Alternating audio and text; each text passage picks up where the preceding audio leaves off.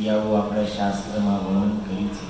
એનાથી એ કરવાથી જ્યારે પિતૃ તૃપ્ત થાય છે ત્યારે એ આશીર્વાદ વરસાવશે અને એના આશીર્વાદથી કુળમાં પરિવારમાં શાંતિ બનેલી રહે છે, સંસ્કારી સંતાનો ઉત્પન્ન થાય છે. શાસ્ત્રમાં ત્યાં સુધી લખ્યું છે કે પરિવારમાં દુષ્ટ સંતાનની ઉત્પત્તિ થવી, કજિયા કંકાસ ઇત્યાદિ રહેવું અને શરીરમાં પણ ભયંકર ભયંકર રોગો આવવા, આ બધું પિતૃઓના કોપનું, એની નારાજગીનું પરિણામ છે. અને જો વિચાર કરવામાં આવે તો સર્વેશામ પિતૃ જનાર્દન, અંતમાં તો બધાના મૂળ પિતૃ તો ભગવાન જનાર્દન છે. કારણ કે આગળ જતા જઈએ આપણા પિતાના પિતા, પિતાના પિતા, પિતાના પિતા, તો જઈને ગાડી અટકશે ક્યાં? સર્વેશામ પિતૃ જનાર્દન, ભગવાન જનાર્દન સુધી. તો પિતૃ શ્રાદ્ધ ઇત્યાદિ કર્મથી પિતૃઓમાં ભગવાન ઠાકોરજી પણ આવી ગયા, ત્યાં સુધી પહોંચે. અમારે જનાર્દન પ્રભુનો પ્રશ્ન હતો કે પ્રભુજી, કોઈ વૈયા ગયા હોય એની પાછળ આપણે ભાગવત કથા ઇત્યાદિ કરાવ્યું હોય તો પછી તો મુક્ત થઈને ભગવત ધામમાં પહોંચી ગયા હોય, તો એની માટે પણ શ્રાદ્ધ કરવું જરૂરી છે? મુક્ત થઈ ગયા હોય એની માટે શ્રાદ્ધ કરવું જરૂરી છે? મેં બચાવ્યું એને સ્પષ્ટ લખ્યું હતું કે જેના પિતરો મુક્ત થઈને ભગવત ધામમાં પહોંચ્યા છે એની માટે શ્રાદ્ધ કરવામાં આવશે. તો એ શ્રાદ્ધની સામગ્રી, એ શ્રાદ્ધની પૂજાની સામગ્રી અથવા તો શ્રાદ્ધમાં જે વસ્તુ આપી છે એ ભગવાનના ચરણો સુધી પહોંચશે. કારણ કે એ જીવ એના ધામમાં છે એટલા માટે એની નિમિત્તે આપેલી વસ્તુ ભગવાનના ચરણોમાં પહોંચે. અને ભગવાન છે એ સમસ્ત સૃષ્ટિનું મૂળ છે, એ પ્રસન્ન થાય છે તો સંપૂર્ણ સૃષ્ટિ તૃપ્ત થાય છે અને પિતૃઓની પ્રસન્નતા કૃપા પ્રાપ્ત થાય છે. તો જેના પિતૃઓ ભગવત ધામ પહોંચી ગયા હોય એને તો ખાસ શ્રાદ્ધ કરવું જોઈએ, કારણ કે એ તો સીધું ભગવાનના ચરણોમાં પહોંચે.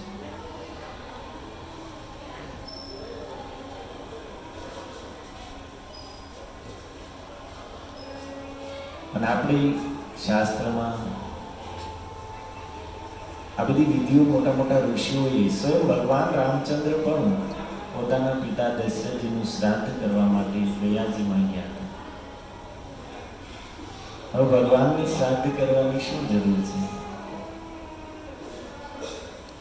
પણ હનુમાનજી ભાગવતમાં કહે છે, ભગવાનની સ્તુતિ કરતા કિમ પુરુષ વર્ષમાં સુખદેવજી કહે છે કે આજે પણ હનુમાનજી આષ્ટીશયન નામના ગંધર્વોની સાથે કિમ પુરુષ વર્ષમાં ભગવાન રામની સ્તુતિ કરે છે. અને સ્તુતિમાં કહે છે કે પ્રભુ મર્ત્યાવતાર સ્ત્રિહમર્ત્ય શિક્ષણમ રક્ષો વધાયેવન કેવલમ વિભુ. મર્ત્ય અવતાર સ્ત્રિહમર્ત્ય શિક્ષણમ, આ મર્ત્ય લોકમાં તમે અવતાર શું કામ લ્યો છો? ન રક્ષો વધાય કેવલમ, ખાલી રાક્ષસોને મારવું એ તમારો ઉદ્દેશ્ય નથી. મર્ત્ય શિક્ષણ, આ મરણ ધર્મ મનુષ્યને પોતાના આચરણથી શિક્ષણ દેવા માટે, પોતાના આચરણથી શીખવાડવા માટે તમે અહીંયા પ્રગટ થયા છે. અને એ ભગવાન પોતાના આચરણથી બતાવી રહ્યા છે કે શ્રાદ્ધ ઇત્યાદિ જે કર્મ છે, શાસ્ત્રીય કર્મ છે, એને કરવા જ. શ્રી કૃષ્ણ ચૈતન્ય મહાપ્રભુ પણ પોતાના પિતા જગન્નાથ મિશ્રજીનું શ્રાદ્ધ કરવા માટે ગયાજીમાં ગયા.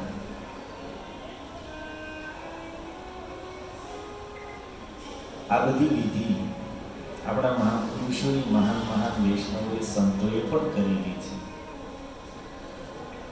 એટલા માટે પ્રત્યેક વ્યક્તિ યથાસંભવ શ્રાદ્ધ ઇત્યાદિ જે કર્મ છે એને કરવા જોઈએ. અને ભાગવતમાં તો નારદજી જ્યાં રાજશ્રી યજ્ઞમાં યુધિષ્ઠિર મહારાજની સામે ચારે વર્ણના ધર્મોનું વર્ણન કરે છે અને ગૃહસ્થોના ધર્મનું વર્ણન કરતા કહે છે ગૃહસ્થોએ શ્રાદ્ધ ઇત્યાદિ કર્મ કરવા જોઈએ. ભાગવતમાં તેને સપ્તમ સ્કંદ 15મો અધ્યાય વાંચજો. પણ એ પણ નારદજીએ કીધું છે કે શ્રાદ્ધ ઇત્યાદિ કર્મ કરવા જોઈએ, પણ એનો બહુ વિસ્તાર ન કરવો જોઈએ. અર્થાત એમાં પછી શ્રાદ્ધમાં આપણે વિસ્તારની 200-300 જણાનું ભોજનનું આયોજન કરીને એટલો વિસ્તાર ન કરવો જોઈએ. પવિત્ર બ્રાહ્મણને બોલાવીને એની દ્વારા શ્રાદ્ધની વિધિ કરાવો. સાથે 2-4 બીજા બ્રાહ્મણો, વૈષ્ણવો, સંતો હોય, બસ 5-10ને બોલાવીને શ્રાદ્ધની જે વિધિ હોય વિધિ કરાવો, ભોજન કરાવો, દક્ષિણા આપો, બસ એટલી હોવી જોઈએ. કારણ કે જ્યારે આ વિધિનો વિસ્તાર કરવામાં આવે શ્રાદ્ધમાં, માની લો કે આપણે આપણા પરિવારને, સંબંધીઓને, મિત્રોને બધાને 100-200 માણસનું આયોજન કર્યું છે. હવે જે શ્રાદ્ધમાં ભોજનનું વિધાન કોઈ જગ્યાએ શાસ્ત્રમાં લખ્યું નથી. પરિવારના લોકોને, મિત્રોને બોલાવીને ભોજન કરાવવું, એ કરાવવી એક વાત અલગ છે, પણ શ્રાદ્ધની વિધિમાં એ નથી આવતું. શ્રાદ્ધની વિધિમાં ખાલી સંતોને અને બ્રાહ્મણોને ભોજનની વિધિ છે. શ્રાદ્ધની જે વિધિ છે એ કરાવવી જોઈએ અને સંતો અને બ્રાહ્મણોને ભોજન કરાવીને યથાશક્તિ દક્ષિણા દેવી જોઈએ. હવે આપણે થાય છે શું, માણસો શ્રાદ્ધ કરે તો આખું કુટુંબ બોલાવે, બ્રાહ્મણોને 2 જ બોલાવે અને બીજા 100-200 હોય, અને એમાંય તે 2 બ્રાહ્મણો આવીને બેઠા હોય. જો જે માલિક છે, ગરદણી છે, એ બ્રાહ્મણો તો બિચારા ખૂણામાં બેઠા હોય, જે મહેમાનો છે એની આગતા સ્વાગતામાં ને એની સેવામાં લાગેલા હોય. એના ભાઈ, તમારે શ્રાદ્ધનો સમય છે, સેવા બ્રાહ્મણોની કરવાની છે, એને પ્રસન્ન કરવાના છે, એના દ્વારા પિતૃઓ સુધી તમારું દીધેલું પહોંચે. અને તો ખૂણામાં પડ્યા છે, તમે બીજાના સ્વાગત સત્કારવાનીમાં. અદ્વૈત આચાર્ય સાર્વભૌમ ભટ્ટાચાર્ય જગન્નાથપુરીમાં રહેતા હતા. તેની ઈચ્છા થઈ કે મહાપ્રભુને અને એના બધા જ ભક્તોને ઘરે ભોજન કરાવવું છે. તો એને શું કીધું, બધાને સાથે ન કીધું. મહાપ્રભુની સાથે રહેવાળા 15-20 ભક્તો, જે વરિષ્ઠ ભક્તો હતા, બધાને સાથે ભોજન માટે ન બોલાવ્યા. કારણ કે વિદ્વાન હતા એ સમયે. બૃહસ્પતિજી માટે, સાર્વભૌમ ભટ્ટાચાર્યજી માટે લખ્યું છે કે બુદ્ધેર બૃહસ્પતિ સમાન બુદ્ધિમાં હતા. એ સમયે પૃથ્વી પર એની સમાન કોઈ વિદ્વાન નહોતા. ન્યાયશાસ્ત્ર એ સમયે મિથિલા, જનકપુર છે, ગઢ ગણાતું ન્યાયશાસ્ત્ર. અને ત્યાંના જે વિદ્વાનો હતા એને નિયમ બનાવ્યો હતો કે ન્યાયના ગ્રંથો, અહીંયા જે ન્યાયનું જ્ઞાન છે જે ભણવા આવે એને ભણાવવાનું, પણ આને કોઈ લઈ ન જઈ શકે. અર્થાત એ ઉતારી સમય પ્રેસ તો હતા ને, પણ લખીને કોઈને લઈ જવા ન દેતા, કારણ કે મોનોપોલી બનેલી છે. પણ આ સાર્વભૌમ ભટ્ટાચાર્ય એટલા મહાન વિદ્વાન હતા કે ત્યાં ગયા અધ્યયન કરવા અને ભણીને આવીને એને આખો ગ્રંથ એઝ ઇટ ઇઝ લખી નાખ્યો, ન્યાયશાસ્ત્ર અક્ષરશ. હવે એની વિદ્વત્તાનો તમે વિચાર કરો. મોટા મોટા સંન્યાસીઓ જેની પાસે વેદોનું વેદાંતનું અધ્યયન કરતા, અને સાર્વભૌમ ભટ્ટાચાર્ય મહાપ્રભુને એના ભક્તો સાથે ભોજનનું નિમંત્રણ આપે. અનેક સંન્યાસીઓ મહાપ્રભુની સાથે, પરમાનંદ પુરી, બ્રહ્માનંદ ભારતી ઇત્યાદિ હતા. તો શું કર્યું, મહાપ્રભુને એકલાને એક દિવસ ભોજનનું નિમંત્રણ આપ્યું. એની સાથે એમના સેવક ગોવિંદ મહાપ્રભુના. બીજા દિવસે 3 સંન્યાસીઓને, ત્રીજા દિવસે 4 સંન્યાસીઓને, ચોથા દિવસે 5 સંન્યાસીઓને. આવી રીતે રોજ થોડા ઘરે ભોજન કરવા માટે બોલાવ્યા. શું કામ, એક સાથે જાજા આવે તો હરખાઈ સેવા થઈ શકે.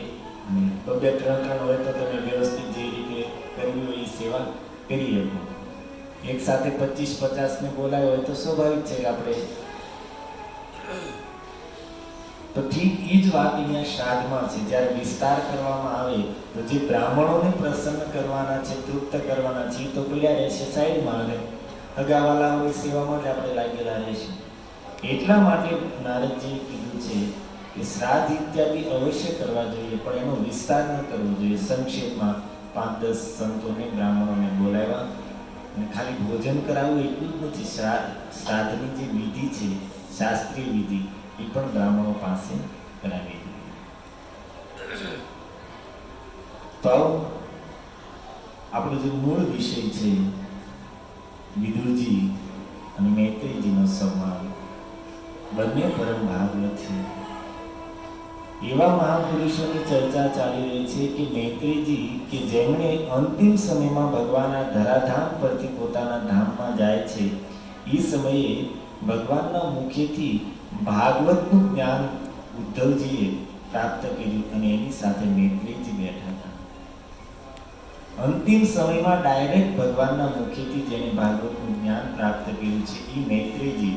અને વિદુરજી કોણ છે? ભગવાન જતા જતા અંતમાં મૈત્રેયજીને કહેતા ગયા છે કે આ જે મારું જ્ઞાન છે ભાગવતનું જ્ઞાન એ તમે વિદુરને સંભળાવો. અંતિમ સમયમાં ભગવાને કોઈને યાદ કર્યા હોય તો એ વિદુરજી છે. એક ઈ મહાપુરુષ છે કે જેણે અંતિમ સમયમાં કૃષ્ણના મુખેથી ભાગવત સાંભળ્યું છે. અને એક ઈ મહાપુરુષ છે કે જેને અંતિમ સમયમાં કૃષ્ણએ યાદ કર્યા છે. ઈ વિદુરજી અને મૈત્રેયજીનો સંવાદ ચાલી રહ્યો છે.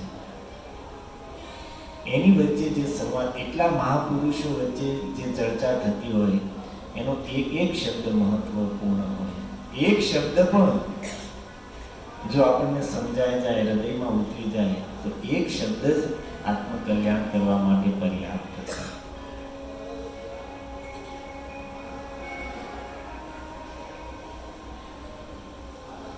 વિદુરજી મૈત્રેયજી પાસે તો જાય, પણ એ પહેલા અહીંયા જે સંવાદ છે ઉદ્ધવજી સાથે વિદુરજી ચર્ચા કરી રહ્યા છે. અને ઉદ્ધવજી ને કુશળ મંગળ વિશે પૂછી રહ્યા છે. જેમાં 39મા શ્લોકમાં વિદુરજી પૂછે છે નકુલ અને સહદેવ વિશે. આગળ યુધિષ્ઠિર, અર્જુન અને ભીમ વિશે પ્રશ્ન પૂછી ચૂક્યા છે. યમાનુભૂતો, યમ અર્થાત જોડિયા, જોડકા. જે રીતે આપણે વૃંદાવનમાં દામોદર લીલામાં સાંભળીએ છીએ યમલાર્જુન, તો ઘણાને એમ જ છે એનું એ વૃક્ષનું નામ જ હતું યમલાર્જુન, એનું નામ અર્જુન વૃક્ષ હતું. યમલ અર્થાત જોડકા. અહીંયા કહે છે યમાનુભૂત, યમ અર્થાત જેનો સાથે જન્મ થયો હતો એ નકુલ અને સહદેવ. તનયો પૃથાયા, જે પૃથાના પુત્ર હતા. પૃથા મીન્સ કુંતા, એનું મૂળ નામ પૃથા જ હતું.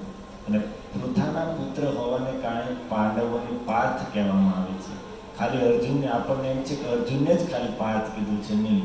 યુધિષ્ઠિર, ભીમ, નકુલ, સહદેવ બધાની માટે પૃથાના પુત્ર અર્થાત પાર્થ.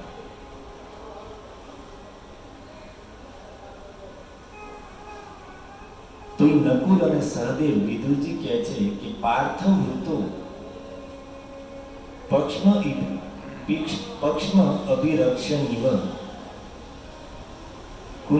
કુંતીના પુત્ર અર્જુન, ભીમ અને યુધિષ્ઠિર, આ નકુલ અને સહદેવ બંનેની રક્ષા કઈ રીતે કરતા હતા? મોટા ત્રણેય ભાઈ અને કુંતી જ બધા જ થઈને નકુલ અને સહદેવ જેની રક્ષા જેમ પલક આંખોની રક્ષા કરે એમ એ લોકો નકુલ અને સહદેવની રક્ષા કરતા. પલક આંખોની રક્ષા કઈ રીતે કરે?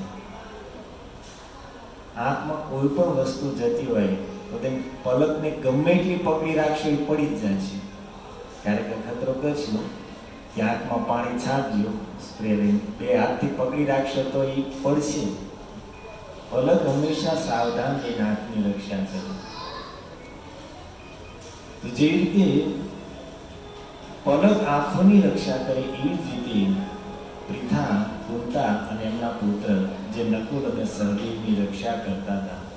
અને બંને નકુલ અને સહદેવ વિશે કહે છે કે એણે પોતાનું જે રાજ્ય દુશ્મનોએ છીનવી લીધું હતું, અર્થાત દુર્યોધન ઇત્યાદિએ, એ રાજ્ય, ગયેલું રાજ્ય એવી રીતે પ્રાપ્ત કરી લીધું કે જેમ ગરુડજી સ્વર્ગમાંથી ઇન્દ્ર ઇત્યાદિની સુરક્ષામાં રહેલું અમૃત પ્રાપ્ત કરી લીધું, અમૃત છીનવી લીધું. ગરુડજીની માતા વિનિતા છે.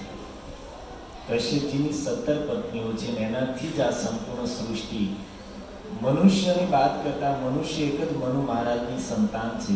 મનુષ્યની બાદ કરતા સંસારમાં જેટલી પણ સંતાનો, જેટલા પણ જીવો છે બધા જ કશ્યપજીની સંતાનો છે. કશ્યપજીની 17 પત્નીઓ હતી અને એનાથી એને અલગ અલગ કીટ, પશુ, પક્ષી ઇત્યાદિ, અસુરો, દેવતા બધા જ કશ્યપજીના સંતાનો છે.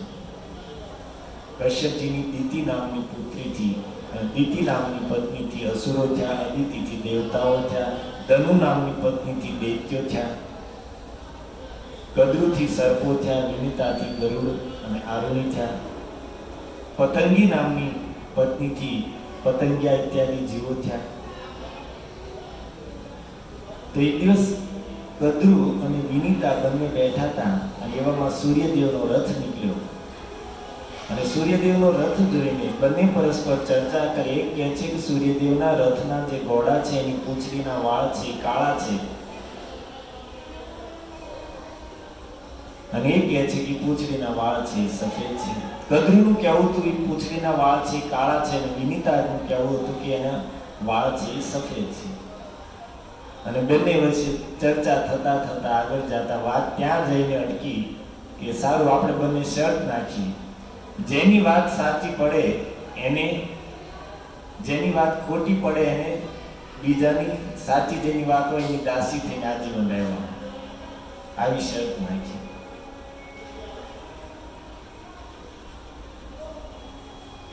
અને પછી કદ્રુને ખબર પડી કે ભાઈ સૂર્યના ઘોડાની પૂંછડીના વાળ છે તો સફેદ જ છે.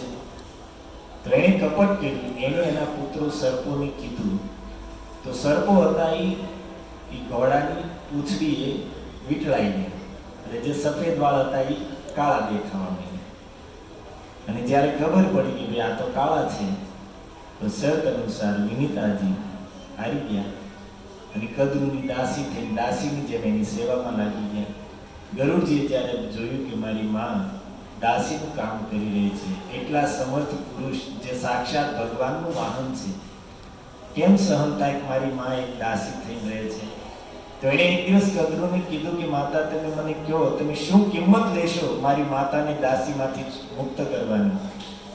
તો કદ્રુ કહે છે પુત્ર તું મને સ્વર્ગમાંથી અમૃત લાવી દે, અમૃતનું જે કળશ સ્વર્ગમાં ઇન્દ્ર ઇત્યાદિ દેવતાઓ પાસે છે એ મને લાવીને આપ, તો હું તારી માતાને દાસીપણામાંથી મુક્ત કરું. ગરુડજી સ્વર્ગમાં ગયા છે. મહાભારતમાં અનેક અધ્યાયોમાં વર્ણન છે કે અમૃત કેટલી સુરક્ષામાં પડેલું છે. એટલી સુરક્ષા અમૃતની છે કે ત્યાં હવા પણ પહોંચી ન શકે. પશુ પક્ષી કીડાઓની વાત તો જવા દો, પણ મંત્રના બળથી કોઈ દિવ્યાસ્ત્ર અસ્ત્ર શસ્ત્ર પણ ત્યાં સુધી ન પહોંચી શકે, એટલી સુરક્ષા અમૃતની છે.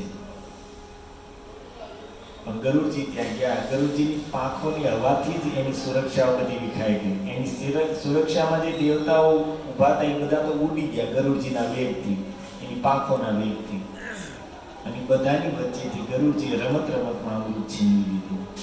દેવરાજ ઇન્દ્રએ ક્રોધિત થઈને વજ્ર ચલાવ્યું, ઇન્દ્રનું વજ્ર વ્યર્થ થઈ ગયું, ગરુડજીને કાંઈ અસર નથી. અને અમૃતનો કળશ લઈને આવ્યા અને રસ્તામાં કહે છે કે વૃંદાવન આવ્યું, યમુનાજીના તટ પર કદમનું વૃક્ષ હતું, એની પર વિશ્રામ કરવા માટે ગરુડજી થોડી વાર માટે બેઠા છે. અને એટલા માટે જ આપણે જ્યારે કૃષ્ણ લીલામાં કાલિય દમન લીલા સાંભળીએ છીએ, યમુનાજીમાં કાલિયના વિષને કારણે આસપાસમાં કોઈ ઘાસ તણકલું પણ નહોતું રહ્યું. કોઈ વૃક્ષની વાત તો બહુ દૂર રહી, એક ઘાસનું પત્તું પણ નહોતું, પણ એવામાં એક કદમનું વૃક્ષ એકદમ લીલુંછમ હર્યું ભર્યું હતું, જેની પર ભગવાન કૃષ્ણ ચડી યમુનાજીમાં કૂદ્યા હતા, એ હદમાં કૂદ્યા હતા. તો ત્યાં પ્રશ્ન થયો કે ભાઈ અહીંયા કોઈ પણ જીવ જંતુ કે વૃક્ષ કે પશુ પક્ષી ઘાસ પત્તું પણ નથી, તો આ કદમનું વૃક્ષ એટલું લીલુંછમ કેમ છે? તો એનો જવાબ આચાર્ય એ જ આપ્યો છે, ગરુડજી ત્યાં વિશ્રામ અમૃતનો કળશ લઈ વિશ્રામ કરવા માટે બેઠા હતા, અને અમૃતના બિંદુનો સ્પર્શ થવાને કારણે વર્ષો વયા ગયા, યુગો વયા ગયા, પણ એ કદમનું વૃક્ષ છે એમના મળી ગયું છે.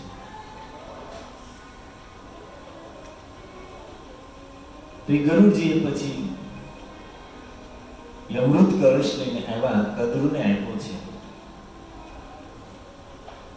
દેવરાજ ઇન્દ્રની તાકાત તો ગરુડજી સામે ન ચાલે, પણ ગરુડજીને પ્રાર્થના કરી, ગરુડજી તમે જાણો છો કે સર્પો છે અમૃત પી લેશે તો સંસારની શું દશા થાય છે?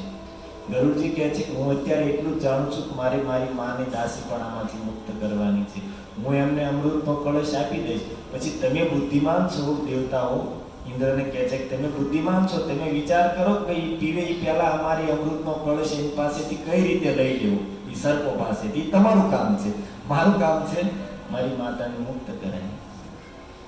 તો પછી તો કથા લાંબી છે. દેવતા બોલા આપી તો દીધું, પણ બોલા બિચારા બાઇકના કમરાળા હોય પી નો હાથમાં આવેલું બિચારા ઘણા કહે છે ને ખાઈ ન હોય. ઘણી વાર શું થાય, ઘરે રસોઈ સારામાં સારી બની હોય અને ભાઈ ભૂખ્યો થયો હોય, પણ પછી ક્યાંક એવી નાની વાત થઈ જાય કે રિહાય, પછી પીડ્યો બિચારા ભૂખ્યો ઉઈ જાય. એટલા માટે જ કહેવત છે ને કે દાને દાને पे लिखा है खाने वाले का नाम. કયો દાણો કોના મુખમાં જાય છે એ તો બનાવવા વાળાને, અન્નનો કણ બનાવવા વાળા બનાવતા પહેલા જ લખી નાખ્યું છે કે આ દાણો ભાઈ આના મુખમાં જાય છે. હમણાં જ મારે રાસબિહારી મંદિરેથી પ્રસાદ મને મળ્યો હતો, રાજભોગનો પ્રસાદ હતો.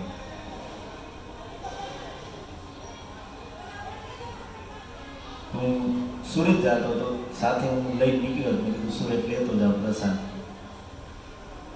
રસ્તામાં પ્લેટફોર્મ પર એક ભાઈ બિચારો બેઠો હતો, વ્યવસ્થિત હતો પણ ભીખ માંગતો હતો, કપડા બપડા થોડા વ્યવસ્થિત હતા અને આમ કરતો હતો. અને એમ બિચારો ભૂખ્યો હોય છે, તો વિચાર કર્યો કાંઈ હતું નહીં, તો પછી રાજભોગનો જે થોડો પ્રસાદ હતો ને એને આપી દીધો. પછી વિચાર કર્યો સારું લઈને નીકળ્યો તો સુરતના લોકો માટે, પણ બાઇકમાં આને આવશે તો ઠાકોરજી ગુજર્યું આને, આપણે કોઈ એવો વિચાર નહોતો કે આને દી આપીએ, પણ દઈ દીધું.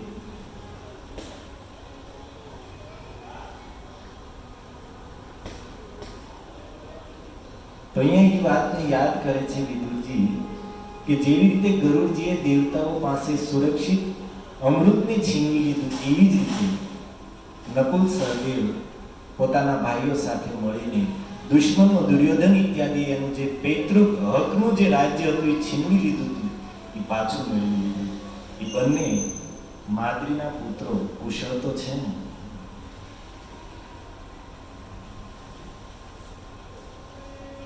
પાંચે ભાઈઓ વિશે પ્રશ્ન કરીને હવે વિદુરજી પ્રશ્ન કરે છે કુંતામાં. અહો પૃથાય અહો પૃથાપી ધ્રિયતે અર્ભકાર્થે રાજર્ષિ વર્યેણ વિનાપિતે. કે છે અહો પૃથા કે જે બાળપણમાં નાની અવસ્થામાં જ પોતાના પતિથી જેનો વિયોગ થઈ ગયો, પાંડુ મહારાજ નાની અવસ્થામાં જ મૃત્યુ પામ્યા, અને અર્ભકાળથી રાજર્ષિ વર્યેણ અને પૃથાને સતી થવું હતું. પરંતુ કહે છે અર્ભકાળથી બાળકો નાના નાના હતા, તો એની માટે પોતાના પતિનું અનુગમન ન કરી. પાંડુ મહારાજની બંને પત્નીઓ માદ્રી અને કુંતી. પાંડુ મહારાજનું મૃત્યુ થયું તો કુંતા માતા સતી પોતાના પતિ પાછળ સતી થવા માટે જઈ રહ્યા હતા. આ શ્લોકના તાત્પર્યમાં પ્રભુપાદજીએ લખ્યું છે પહેલાની સ્ત્રીઓને શાસ્ત્રના શબ્દોમાં શ્રદ્ધા અને વિશ્વાસ હતો અને પતિમાં પ્રેમ હતો. સ્વેચ્છાએ પતિની પાછળ સતી થતી, કારણ કે એક તો પતિ વગર એનું જીવન માનતી પતિ વગર મારે જીવવું નથી. બીજું શાસ્ત્ર કહે છે કે પતિની પાછળ સતી થવાવાળી સ્ત્રી પતિ લોકમાં જાય છે. એ વાતમાં શ્રદ્ધા હોવાને કારણે કે અમે સતી થઈશું તો પતિની સાથે જ્યાં જશે ત્યાં અમને સ્થાન મળશે, એ સતી થતી.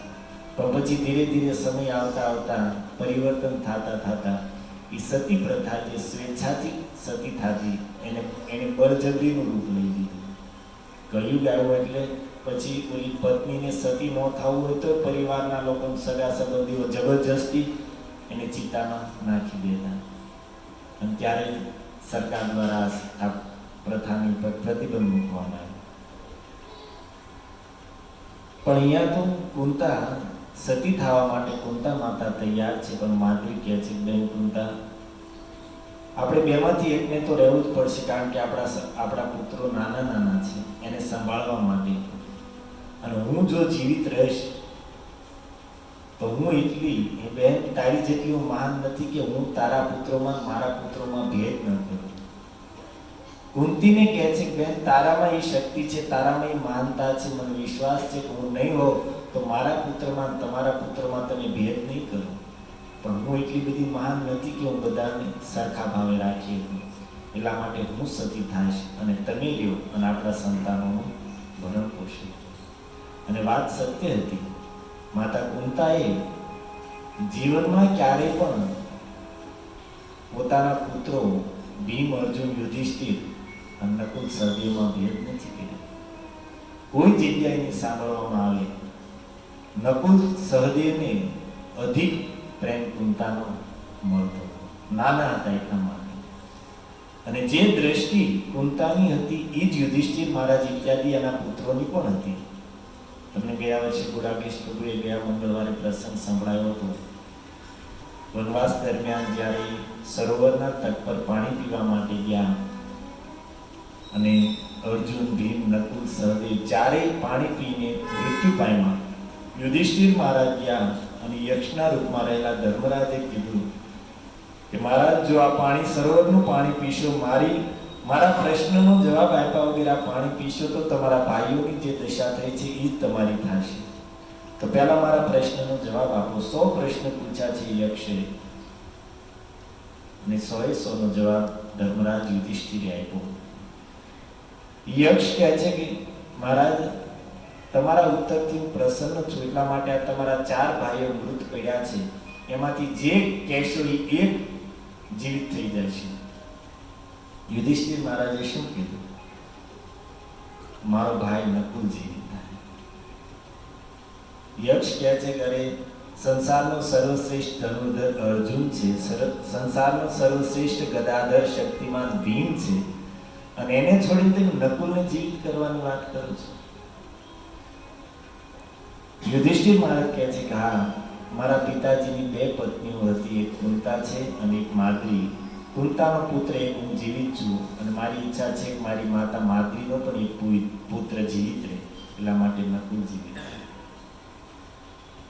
એ તો યક્ષના રૂપમાં ધર્મરાજ હતા, પરીક્ષા કરતા હતા. કહે છે યુધિષ્ઠિર, હું તમારાથી બહુ પ્રસન્ન છું. હજી એકવાર આ 3 માંથી હજી એક તમે કયો એ જીવિત થઈ જાય છે. તો શું કહે છે?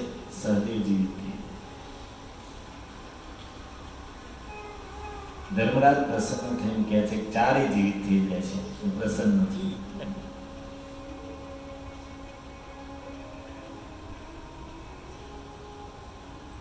તો એટલા માટે કહે છે વિદુરજી કે પૃથા અત્યારે કુંતા કેમ છે કે જેણે નાનપણથી એટલા દુઃખ સહન કર્યા છે, પતિની પાછળ સતી પણ ન થઈ શકી પોતાના પુત્રોને કારણે.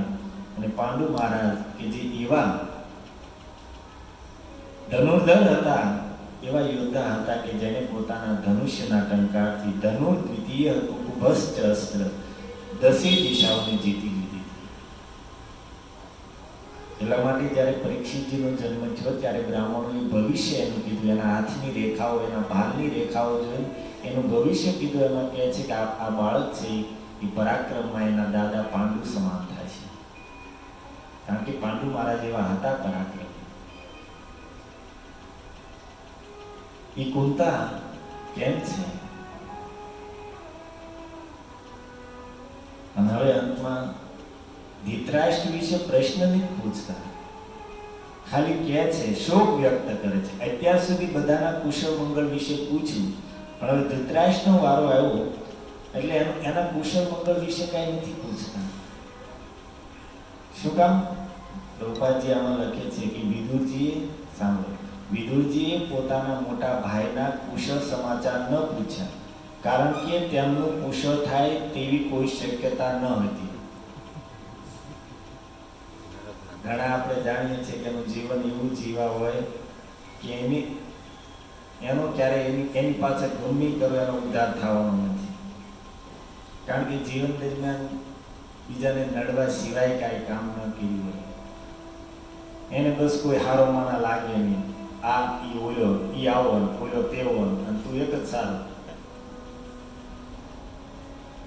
ઘણા એવા હોય કે કોઈનું ભલું ન કર્યું તો કોઈ નડ્યા ન હોય, પણ ઘણા એવા હોય કે બીજા નડ્યા હોય, સારું ન કર્યું પણ નડ્યા હોય. અહીંયા ધૃતરાષ્ટ્ર જેવા એનું કુશળ પૂછીને શું ફાયદો? ખબર જ છે કે એની નરક સિવાય કોઈ ગતિ નથી, એનું કઈ મંગળ થવાનું નથી. એટલા માટે કહે છે કે વિદુજીએ પોતાના મોટા ભાઈના કુશળ સમાચાર ન પૂછ્યા, કારણ કે તેમનું કુશળ થાય એવી કોઈ શક્યતા જ નહોતી. નરકમાં તેનું અધપતન તે એકમાત્ર તેમના સમાચાર હતા. એના સમાચાર એટલા જ હતા કે જે દીદી નરકમાં જવાનું છે. પણ છતાં વિદુરજી ધૃતરાષ્ટ્રના સાચા શુભચિંતક હતા અને તેમના હૃદયના એક ખૂણામાં ધૃતરાષ્ટ્ર અંગે સદભાવ પણ હતો. વિદુરજી વિશે લખે છે કે વિદુરજી ધૃતરાષ્ટ્ર એમના મોટા ભાઈ હતા, અને એક રીતે બીજો સંબંધ હતો કે વિદુરજી છે એ મંત્રી હતા, રાજમંત્રી હતા, અને ધૃતરાષ્ટ્ર હતા એ રાજા હતા.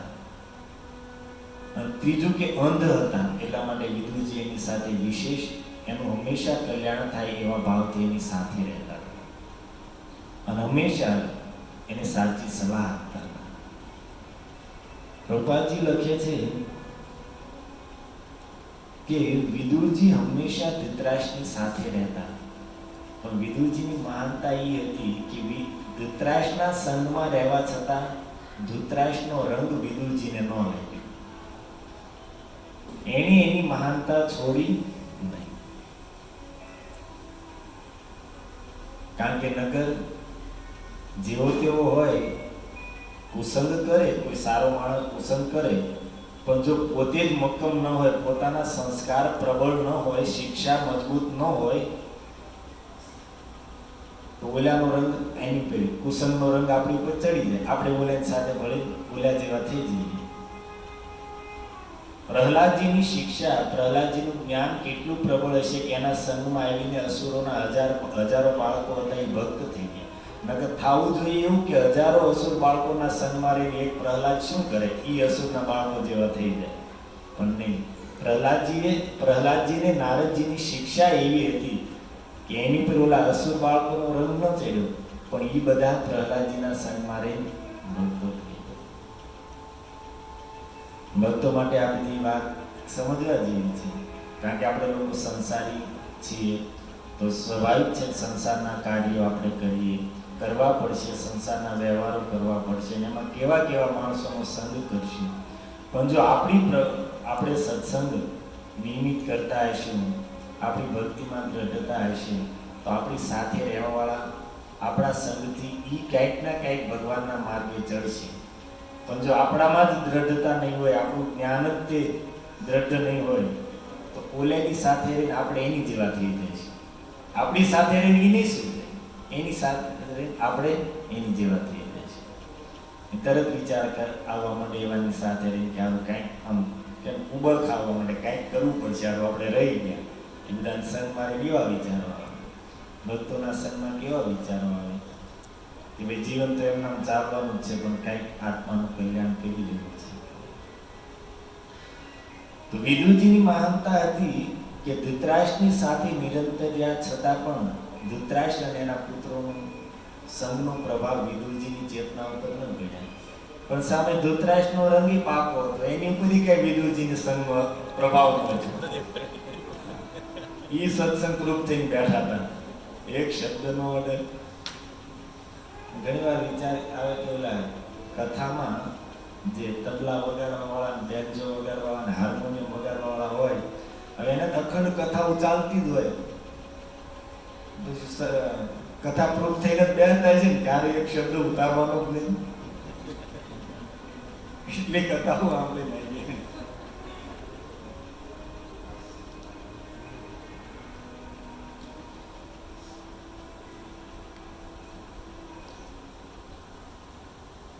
પણ વિદુરજી પ્રસન્ન હતા.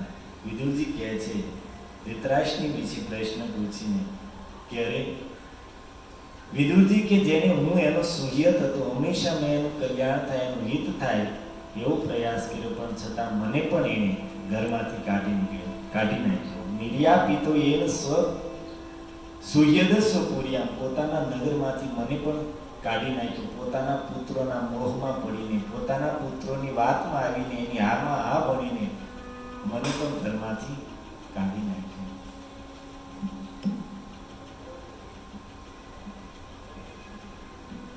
વિદુરજી ઘરેથી નીકળી ગયા. સોહમ હરે મળતે વિડંબનેન દૃશ્યો નૃણામ ચાલયતો વિધાતું. વિદુરજી ઘરેથી નીકળી ગયા. જ્યારે દુર્યોધને અપમાન કર્યું છે, વિદુરજી ત્યાંથી નીકળ્યા. હસ્તિનાપુરના દ્વાર પર પોતાનું ધનુષ્ય મૂકીને તીર્થયાત્રાનો નિર્ણય કરીને નીકળ્યા છે. અને વિદુરજી તીર્થમાં ભ્રમણ કરતા હતા. પણ કઈ રીતે ભ્રમણ કરતા હતા? લખ્યું છે કે વિદુરજીએ પોતાનું સંપૂર્ણ જીવન ભગવાન કૃષ્ણને આશ્રિત કરીને તીર્થોમાં ભ્રમણ કરતા હતા.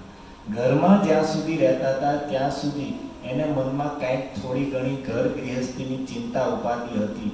પણ જેવા ઘર છોડીને નીકળ્યા છે તો વિદુરજીએ પોતાનું જીવન સંપૂર્ણ રૂપમાં કૃષ્ણને આશ્રિત કરી દીધું. અર્થાત એ તીર્થમાં ભ્રમણ કરતા હતા તો ક્યારે એને ચિંતા ન કરી કે હું ક્યાં રહીશ ને હું શું ખાઈશ. બસ હું ઘરેથી નીકળ્યો છું, ભગવાનની જેવી ઈચ્છા હશે, ક્યારેક રહેવા માટે સુવા માટે નગર મળશે, કોઈ જગ્યાએ કંઈક શહેરમાં, કંઈક ગામમાં, કંઈક ઘરમાં, નહીં તો ક્યારેક વનમાં પણ સૂઈશ, ક્યારેક સુવા માટે ગાદલાઓ મળી જાય છે, કોઈના ઘરે સારો આશ્રય મળશે તો ક્યારેક જમીન ઉપર સૂઈ રહેશે. જેવી કૃષ્ણની ઈચ્છા હશે એ પ્રમાણે હું રહીશ. અને ભોજન માટે પણ સંપૂર્ણ રીતે ભગવાન કૃષ્ણનો આશ્રય કે કૃષ્ણની ઈચ્છા હશે તો મને ક્યારેક 56 ભોગ ખવડાવશે, અને એની ઈચ્છા નહીં હોય તો ક્યારેક સૂકું ખાઈને રહીશ અને ક્યારેક ભૂખ્યો પણ રહીશ. પણ પોતાની ઉપરથી ચિંતા છોડી દીધી તો કહે છે કે વિદુરજી એટલા નિશ્ચિંત થઈ ગયા, સુખી થઈ ગયા કૃષ્ણના આશ્રયમાં રહીને કે ઘરે હતા ત્યારે પણ જેટલી એની પ્રસન્નતા નહોતી, સુખ નહોતું, એટલું સુખ અત્યારે તીર્થમાં ભ્રમણ કરે છે. પણ ભગવત આશ્રિત પોતાનું જીવન કરી દીધું અને એટલા માટે સુખી. અને ભક્ત એને જ કહેવાય, શરણાગતિ એને જ કહેવાય કે જેનું જીવન ભગવાનના આશ્રયમાં, આશ્રય અર્થાત ભગવાનના વિશ્વાસે, ભગવાનના ભરોસે જીવન ચાલતું હોય. નવદીપમાં એક ભક્ત થયા શ્રીવાસ, જેના આંગણમાં ચૈતન્ય મહાપ્રભુ આખી રાત ભક્તોના સંગમાં સંકીર્તન કરતા. શ્રીવાસ બ્રાહ્મણ હતા, બહુ ઉદાર હતા. ઘરે કાંઈ પ્રસંગો આવે, ભગવાનના ઉત્સવો આવે તો ધામધૂમથી ઉત્સવો ઉજવતા, વૈષ્ણવને ઘરે બોલાવીને સારામાં સારું ભોજન કરાવે. એક દિવસ ચૈતન્ય મહાપ્રભુ કહે છે, શ્રીવાસ તમે ગૃહસ્થ છો, તમારે સંગ્રહ કરવો જોઈએ, કંઈક કમાવવું જોઈએ, તમે કંઈ કામ ધંધો કરતા નથી અને પૈસા એવી રીતે ખર્ચ કરો છો. અરે ગૃહસ્થ વ્યક્તિને સંગ્રહ કરવો જોઈએ. ક્યારેક કંઈક દવાખાનું આવ્યું, ક્યારેક કંઈક મુસીબત આવી, ક્યારેક ઘરમાં કંઈક વરાવો આવ્યા, પ્રસંગો આવ્યા તો ગૃહસ્થોએ સંગ્રહ રાખવો જોઈએ. અને તમે કાંઈ કમાતા તો નથી અને ખર્ચ ખુલ્લા હાથે કરો છો, આમ તો કેટલા દિવસ ચાલશે? તમારે કંઈક કામ ધંધો કરવો જોઈએ. કોણ કહે છે? ચૈતન્ય મહાપ્રભુ શ્રીવાસ પંડિતને કહે છે. મહાપ્રભુના મુખ્યથી વાત સાંભળીને શ્રીવાસ હતા એ હસતા હસતા 3 તાળી વગાડે છે. મહાપ્રભુ કહે છે, શ્રીવાસ હું સમજો નહીં તમે શું કહો છો? તો શ્રીવાસ કહે છે, પ્રભુ જો કાંઈ નહીં વધે તો હું એક દિવસ ભૂખ્યો રહીશ, ઉપવાસ કરીને એક દિવસ વિતાવી દઈશ, અને બીજા દિવસે ભોજન નહીં મળે તો બીજા દિવસે પણ ઉપવાસ કરીશ, અને જો ત્રીજા દિવસે પણ કાંઈ ખાવાનું ન મળે તો ત્રીજા દિવસે ઉપવાસ કરીશ, અને ચોથા દિવસે ભોજન ન મળે, ભૂખ સહન ન થઈ તો ગંગાજીમાં કૂદીને આત્મહત્યા કરી લઈશ. પરંતુ હે પ્રભુ હું કૃષ્ણનું ભજન છોડીને સંસારના કાર્ય નહીં કરું. શ્રીવાસની વાત સાંભળીને મહાપ્રભુ એટલા ભાવાવેશમાં આવી ગયા, આંખમાં આંસુઓ સાથે હુંકાર કરીને કહે છે કે શ્રીવાસ કોઈ વાર એવું બની શકે કે લક્ષ્મી ભિખારી થઈને ગલી ગલીએ ભીખ માંગે પણ તારા ઘરમાં ક્યારેય કમી નહીં આવે, તારા ઘરમાં સંપત્તિના ભંડારો ક્યારેય નહીં. અને હકીકત એમ જ આખી જિંદગી એક સળીના 2 કટકા ન કર્યા, પણ ભજનનો પ્રતાપ હતો, યોગક્ષેમમ વહામ્યમ. આખી જિંદગી ખુલ્લા હાથે લૂંટાયું, દાન દીધું, પણ ક્યારેય સંપત્તિ ન. આનું નામ વિશ્વાસ છે. આપણે દૂર ક્યાં જવું? મહેતાજી ઘરમાં એક વરા એક પ્રસંગ આવ્યા, દીકરાના વિવાહ કર્યા, કુંવરબાઈનું મામેરું કર્યું, શામળશાની જાન જોડી, અને એમાં પણ અત્યારે શ્રાદ્ધનો સમય છે, મહેતાજીના પિતાજીનું શ્રાદ્ધ. ગુજરાતમાં નાના છોકરાને પૂછો તો ખબર હોય કે નરસિંહજીએ, નરસિંહ મહેતાએ પોતાના પિતાનું શ્રાદ્ધ કઈ રીતે કર્યું.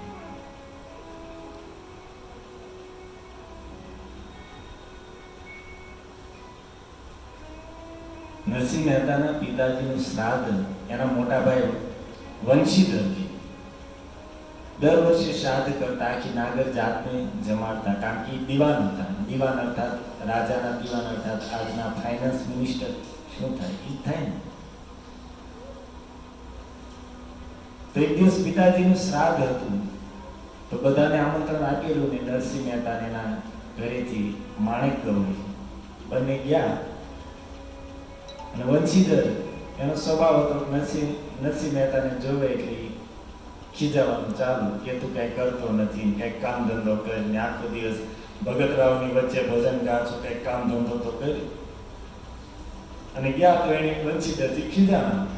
તો બધાની વચ્ચે ખીજાણા તો વંશીધરજી એમ પણ કીધું કે પિતાજી મહારાજ નહોતા, તારા પણ હતા, તારે પણ પિતાજીનું શ્રાદ્ધ કરવું જોઈએ, પણ ક્યાંથી કરે, કઈ છે તો નહીં.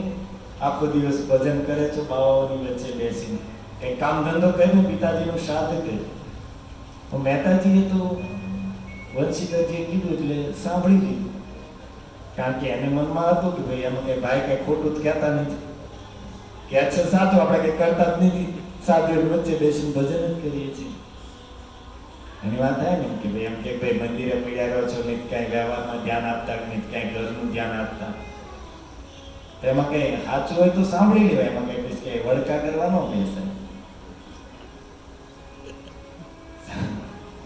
ખોટું હોય તો કદાચ ન સાંભળીએ, આપણે સાચું જ સાંભળવું. મંદિરે જવું હોય તો પછી સાંભળવાની તૈયારી રાખવી પડે. અને એમાં કઈ નુકસાન તો છે નહીં, કોઈ પણ 2-3 મિનિટ તમને કહી દે અને અંદર ઉબળખો નીકળી જાય એટલે એ શાંત થઈ જાય. એમાં થઈ શું ગયું, આપણે સાંભળી લીધું, મંદિર જઈને સેવા થઈ ગઈ, ભલે 2-5 મિનિટ સાંભળવું જોઈએ. પણ માણેક ગૌરી હતા, એનાથી ન રહેવાનું. તો એ ત્યાંથી કે ઠીક છે, અમે પણ પિતાજીનું શ્રાદ્ધ કરશું. મહેતાજીને લઈને નીકળી ગયા, ઘરે પહોંચ્યા. મહેતાજી કહે છે કે મોટા ભાઈ છે, આપણી માટે પિતા ગણાય, એને કહી દીધું તો શું ફરક પડે. તો માણેકભાઈ કહે છે પણ એટલા બધા લોકોની વચ્ચે તમારું આવી રીતે અપમાન કર્યું, મારાથી કઈ રીતે સહન થાય, આપણે શ્રાદ્ધ કરશું. મહેતાજી કે શું કરીશ, 3 દિવસથી ખાધું નથી, મારું શ્રાદ્ધ હું કરીશ. તો કે નાકની આ વાળી છે કે આ તમે વેચીને આનો જે સામાન લાવે ને એ તમે લેતા હો, આપણે જેટલું આવશે એટલું 2-4 બ્રાહ્મણોને બોલાવીને આપણે પિતાજીનું શ્રાદ્ધ કરશું ને એનું ભોજન કરાવશું. તો એ વાળીને મહેતાજી ગયા છે અને વેચીને શાક ને લોટ ને જે વસ્તુ હોય બધું લઈને આવ્યા છે. 5 જણાને થાય એટલું સીધું સામાન આવ્યો છે. 2 માણસ ઈ અને 3 બ્રાહ્મણ, 1 પુરોહિત અને 2 બીજા બ્રાહ્મણ.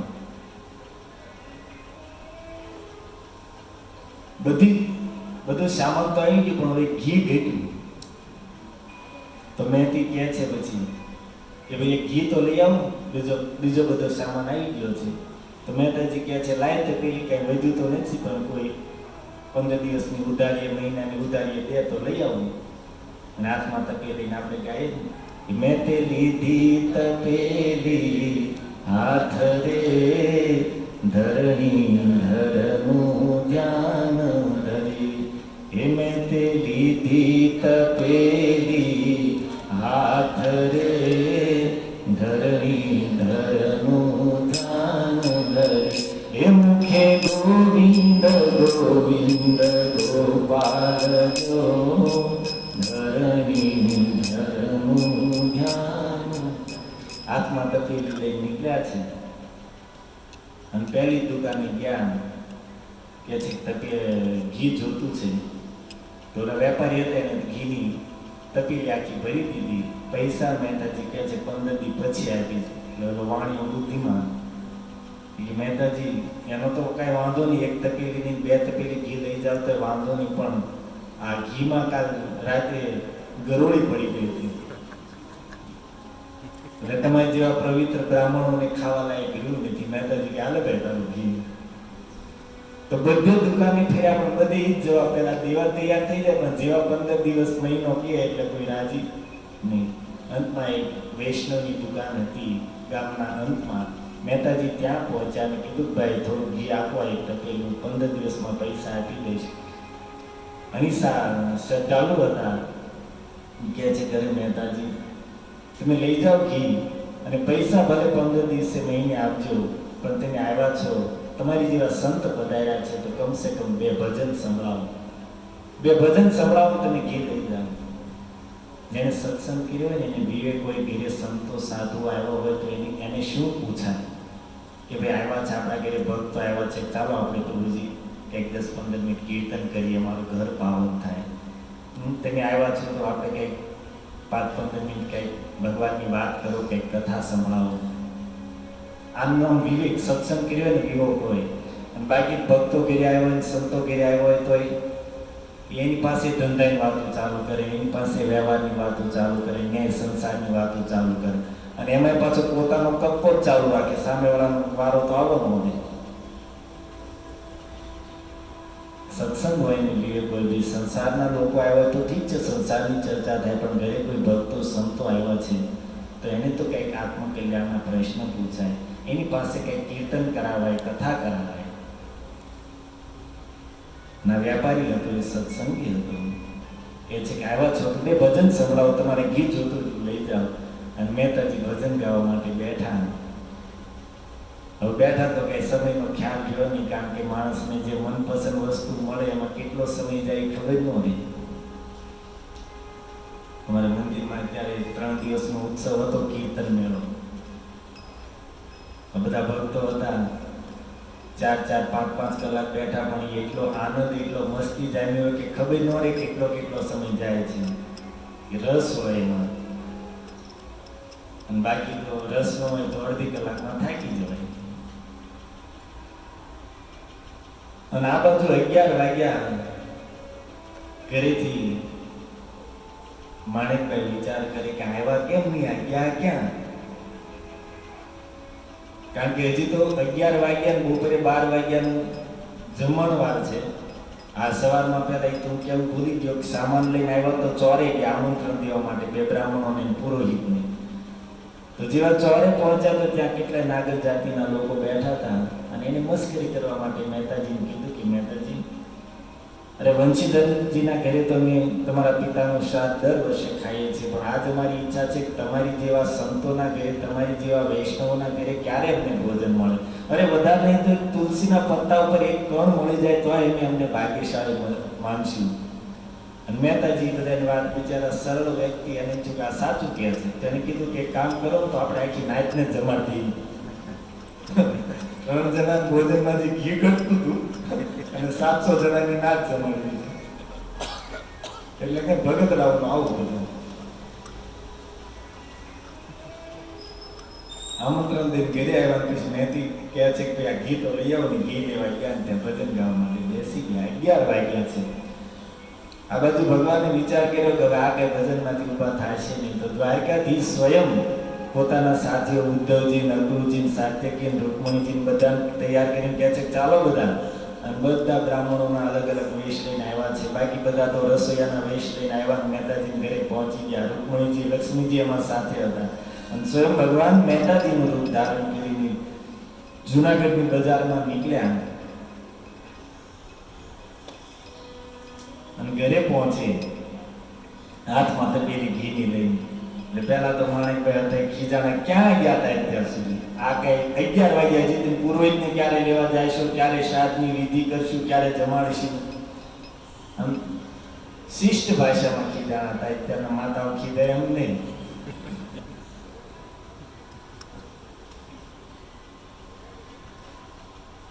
તો કે બધું થઈ જશે, તે તો ચિંતા કરમાં. અને તરત જ નરસિંહજીના રૂપમાં ઠાકોરજી નીકળ્યા છે. પુરોહિતના ઘરે ગયા અને કીધું કે પિતાજીનું શ્રાદ્ધ છે, તમે ચાલો. પેલા પુરોહિત કહે છે શું છે, કઈ દક્ષિણા દેવા માટે? વર્ષમાં એક વખત ઘરે ભોજન કરવા બોલાવતો નથી, ક્યારે કઈ દક્ષિણા આપતો નથી, તારા ઘરે આવું? ભગવાન તો મહેતાજીના રૂપમાં કહે છે કે બ્રાહ્મણ દેવ, પણ મારી પાસે કઈ છે જ નહીં, ગરીબ વ્યક્તિ, તમને શું દક્ષિણા આપું? મારી પાસે મારા ભોજનની વ્યવસ્થા નથી, તમને શું ભોજન કરાવું? પણ આજ મુશ્કેલથી થોડીક વ્યવસ્થા થઈ છે, તો મને એમ થયું મારા પિતાજીનું શ્રાદ્ધ કરું, તમને કંઈક ભોજન કરાવી દક્ષિણા આપું, તેમ ચાલો. નહીં કે મારે મારી પાસે સમય નથી, મારે વંશીધરજીને ત્યાં જવાનું છે, આમ છે ને તેમ છે ને. બહુ વિનંતી કરી મહેતાજી, પણ અંતમાં તો ખીજાની પુરોહિતે ત્યાં સુધી કહી દીધું કે ભાઈ મારે તારો પુરોહિત થવું નથી, તું મારો યજમાન નહીં, હું તારો પુરોહિત નહીં. જા તું ભાઈ બીજે જઈને જેને ગોતું એને પુરોહિત બનાવીને બીજાને ગોતી પુરોહિત બનાવી દે. એટલે ભગવાને વિચાર કર્યો કે ભાઈ વાત તો બરોબર છે. તો પછી કીધું એવું હોય તો મને લખી દો, મૌખિક નહીં લખી દો. બોલો કે બ્રાહ્મણ કહે છે એ દીકરા પેન લાય, કાગળ લાય જલ્દી. કાગળ ને પેન લઈને આવ્યો એનો દીકરો ને લખ્યું કે આજથી નરસિંહ મારો યજમાન નહીં, હું એનો પુરોહિત નહીં. હાલે આ તારું કાગળ અને તું લઈને જા. અને જેવા નરસિંહજીના રૂપમાં ઠાકોરજી નીકળ્યા. છોકરાને કે દરવાજો બંધ કર, જલ્દી દરવાજો બંધ કરી, પાછો ન આવે. બાઈક ફૂટલાતું હતું. ઘરમાં ઠાકોર આવ્યા છે અને બ્રહ્માંડનો નાથ આવ્યો છે અને બહાર કાઢીને કહે છે બાળો બંધ કરી, પાછો ન આવે. બાઈકમાં એનું કાંઈ કલ્યાણ ન થાય. ઠાકોરજી સામે આવી ઉભા રહે તો એને અવળું સૂજે.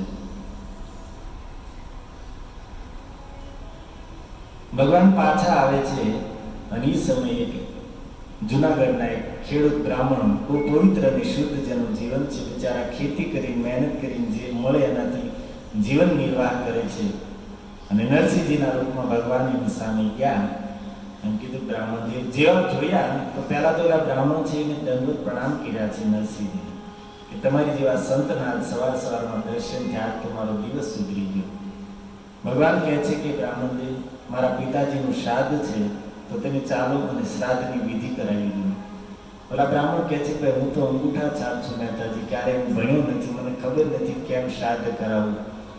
તો કે નહીં તમે ચાલો જ તે. ઓલા બ્રાહ્મણ કહે છે પણ હું કરીશું જ આવીને, મને તો કઈ ખબર નથી. ભગવાન કહે છે થોડું ઘણું મને આવડે છે, થોડું ઘણું તમે કંઈક કરજો, આપણે બે વિધિ કરશું. અને કાંઈ ન આવડે તો રાધા કૃષ્ણનું નામ લઈશું. તો લઈને આવ્યા છીએ બ્રાહ્મણ ઘરે. ઘરે આવીને બહારથી નથી તે સાથ પાડ્યો કે મેથી પુરોહિતજી પધાર્યા છે તો એની માટે સોનાનો પાટલો લાવ્યો. મેં ઉભા થઈ જાય કે હું આવા ચડી ગયો ને ક્યાં કે પાટલો છે. અરે તું જા દામોદર ભગવાનના રૂમમાં છે મેં મૂક્યો છે, જા. મેં જ્યાં જોયું ત્યાં તો એક બે નહીં અસંખ્ય સોનાના પાટલા ઉપર હતા. એમાંથી એક લઈને આવવાની બ્રાહ્મણ હતા એને પાટલા ઉપર બેસાડ્યા છે અને કહે છે કે હવે તમે વિધિ ચાલુ કરો. હું શું વિધિ કરું કઈ ખબર જ નથી. ભગવાનની એ સમયે બ્રાહ્મણને સ્પર્શ કર્યો છે. જે રીતે ધ્રુવજીના ગાલને સ્પર્શ કરતાની સાથે ધ્રુવજીની અંદર સમસ્ત વેદોનું જ્ઞાન ઉતરી ગયું, એમ ભગવાને બ્રાહ્મણને સ્પર્શ કર્યો છે. સ્પર્શ કરતાની સાથે બ્રાહ્મણ દેવ ચાલુ થઈ જાય, એટલા તીર્થોનું જળ લાવો, એટલા કળશ લાવો, આ લાવો, ફેરું લાવો, ઠેકડું લાવો, ફલાણું લાવો, બધું જ જ્ઞાન થઈ ગયું. અને જે જે કઈ બધું હાજર થવાનું. આ બધું જે ચોરા ઉપર જે નાગર જાતિના લોકો બેઠા હતા એને છોકરાઓ રમતા હતા, એને કીધું કે છોકરાઓ જાઓ જઈને જુઓ તો કેવી મહેતાજી નિમંત્રણ આપીને ગયા જ પણ ઘરમાં કઈ બને છે જ નહીં. અને છોકરાઓ આવ્યા અને પાછા જઈને કહે છે પિતાજી ત્યાં તો 1-2 કિલોમીટર દૂરથી જે ઘરમાં મિષ્ટાન બને છે એની સુગંધ આવે છે અને મોટા મોટા ચૂલા ઉપર મોટા મોટા તપેલાઓ ચડેલા છે, કેટલી જાતની રસોઈ બને છે. એમ જાઓ જાઓ તમારી માઓને કહો જલ્દી ત્યાં જઈને થોડીક મદદ કરે, કામમાં એને સહયોગ આપે. છોકરાઓએ ઘરે જઈને એની માઓને કીધું છે કે ભાઈ આવી રીતે કીધું છે મહેતાજીના ઘરે જવાનું. અને બ્રાહ્મણ સ્ત્રીઓ હતી તો બિચારી તરત સાંભળી તરત જે સ્થિતિમાં હતી એ સ્થિતિમાં મહેતાજીને ઘરે આવી. જોયું તો નરસિંહજી કહે છે કે અરે માતાઓ તમે બધી આજ મારા પિતાજીનું શ્રાદ્ધ છે તૈયાર થઈને સજી ધજીને આવવાની બદલે આવી રીતે જૂના વસ્ત્રોમાં આવી. તો કહે છે કે અમને ક્યાં નરસિંહજી ખબર હતી, અમને તો ઘરે કીધું જાવ એટલે એને આવી ગઈ. ઠીક છે આવી ગયા તો વાંધો નહીં. અંદરથી કહે છે કે મેથી આ બધી માટે નવી સાડી લઈને રાખ. માણેક ગૌરી વિચાર કરે કે આ એકની એક સાડી 3 વર્ષથી પહેરું છું, રાતે સુઈને સવારમાં આની આ પહેરી લઉં છું ને એટલા થીકડા માર્યા છે કઈ કલરની સાડી છે એનો કોઈ ખબર નથી. અને આ પાછા એમ કહે છે કે આ બધાને નહીં આવી. પણ એક ચમત્કાર જોઈ લીધો તો સોનાના પાટલા વાળો એટલે એમ થયું કે ભાઈ ચાલ અંદર જઈને જોવું આ ક્યાં છે. તારી ભક્તના પ્રભાવે કદાચ જોઈને અંદર જઈને જોયું હતા મોટા મોટી કિંમતી સાડીઓના ઢગલા પડેલા. લાઈન બધી બ્રાહ્મણ સ્ત્રીઓને સાડી આપી, બધી સજી ધજીને તૈયાર થઈ અને શ્રાદ્ધની બધી વિધિ થઈ અને બ્રાહ્મણો હતા એ બધાને બોલાવ્યા છે. બધા બ્રાહ્મણો ભોજન કરવા માટે આવ્યા. બધા લાઈનમાં બેસી ગયા અને પાટલા ઉભે, બધાની સામે સોનાની થાળી, સોનાના બે વાટક્યા, સોનાની ચમચી. પેલા બેઠા બેઠા વિચાર કરે એમાં કોક તો મજા આપી દે હોય જ તે. અહીંયા કોક મોટો મુર્ગો માર્યો લાગે. કોક પાછા કે ભાઈ એવું કઈ ન હોય, આ બધું અહીંયા કઈ બગસરાનું હોય, આ કઈ સાચું ન હોય. કોક કે ભાઈ ક્લેટ કર્યો કે થોડું સોનું એમ થોડું પહોંચે. અને બધાએ ભોજન કર્યું છે. સ્વયં ભગવતી રૂકમણીજીના હાથની જે રસોઈ એના સ્વાદનું શું કહેવું. ખાતા ખાતા એટલું ખાધું કે બ્રાહ્મણો પરસ્પર એક બ્રાહ્મણ બીજાને કહે છે કે આ બ્રહ્માજીની યાર કઈ બુદ્ધિ જ નથી. મોઢું કે અહીંયા આપવાનું હોય, અહીંયા આપ્યું હોત તો કંઈક 5 ફોળિયા વધારે મળે. એની કે શું ફરક પડે, અહીંયા કદાચ અહીંની જગ્યાએ અહીંયા મોઢું આપ્યું હોત તો જે થોડુંક વધારે ખવાનું. અને પછી તો કથાકારોએ આ પ્રસંગનો બહુ રસ લીધો છે. એમાં ગઢવી હોય તો આને બહુ સુંદર રૂપમાં પ્રસ્તુત કર્યો છે. કેટલું ખાધું, કોઈ એટલું ભોજન કર્યું, કોઈને આમ નીચું જોવાય એવી જગ્યા નથી. નીચું જોવે તો બધું બહાર આવે એમ છે. આ સુધી કર્યું છે, આ કંઠ સુધી. એક પંડિતજી હતા, જમીન ઘેરી ગયા, બારાકમાંથી અંદરથી જતા, અંદરથી બ્રાહ્મણ બોલે કે અહીંયા હું છું કે સ્વામી કે આ બારાક મોટું કરાવવું પડશે. કેમ કેમ હું કે જોતી નહીં, હું અંદર હમાતો નથી.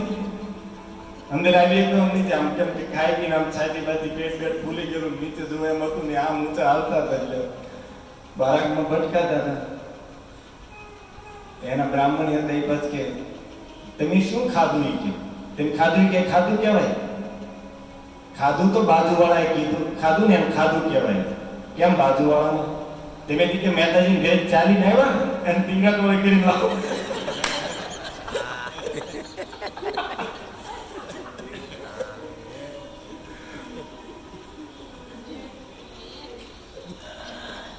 બધા કથાઓ જાણો છો, બધા મને ખબર જ હતી, બધા જાણો છો. કીધું આ તો શ્રાદ્ધનો પવિત્ર સમય છે, એટલે બાને નરસિંહ જેવા મહાપુરુષોનું કંઈક સ્મરણ થાય. નરસિંહ મહેતા એટલા મહાન ભક્ત છે કે એનું નામ કાનમાં જાય તો એ બહુ મોટું સૌભાગ્ય ગણાય. અનેક જન્મોના પાપ ભાગી જાય.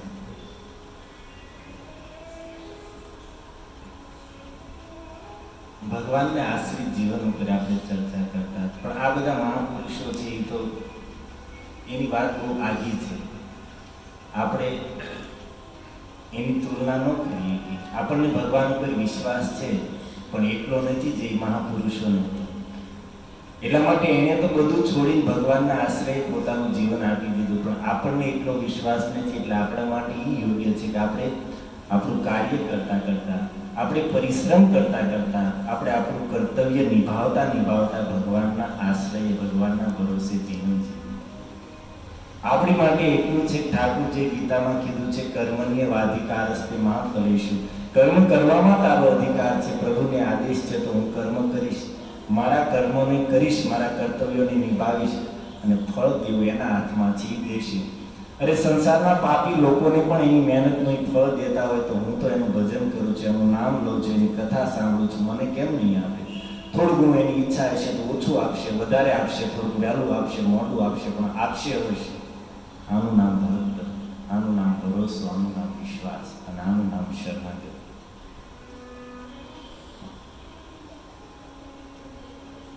ભગવાનના ભરોસે આશ્રય, એની પર વિશ્વાસ રાખવો અને સુખી થવાનો સંસારમાં આનાથી બીજો કોઈ રસ્તો નથી. ગમે એટલી સુવિધા થઈ જાય છે, ગમે એટલી સંપત્તિ થઈ જાય છે, ગમે એટલો સગવડ થઈ જાય છે, ગમે એટલો પરિવાર મોટો થઈ જાય, મિત્ર મંડળ મોટું થઈ જાય, પરંતુ આ બધી સંસારની વસ્તુ જેમ વધશે એમ ચિંતા વધશે, ઉપાધિ વધશે, ટેન્શન વધશે, દુઃખ વધશે. સુખી થવાનો આ જગતમાં મુકેશ અંબાણીને જે ધરો વેચ્યો ને સંતોષ વેચ્યો તો આપણે બધાની શું વાત છે? એ દુઃખી છે અને કેટલી જાતની ચિંતા ઉપાધિ ટેન્શનો છે, તો આપણી માટે શું કહેવું? આ જગતમાં સુખી થવાનો એક જ રસ્તો છે કે જ્યારે ભગવાનના આશ્રય હોય, આપણે આપણું કર્તવ્ય કર્મ કરતા કરતા, મહેનત કરતા કરતા ભગવાનના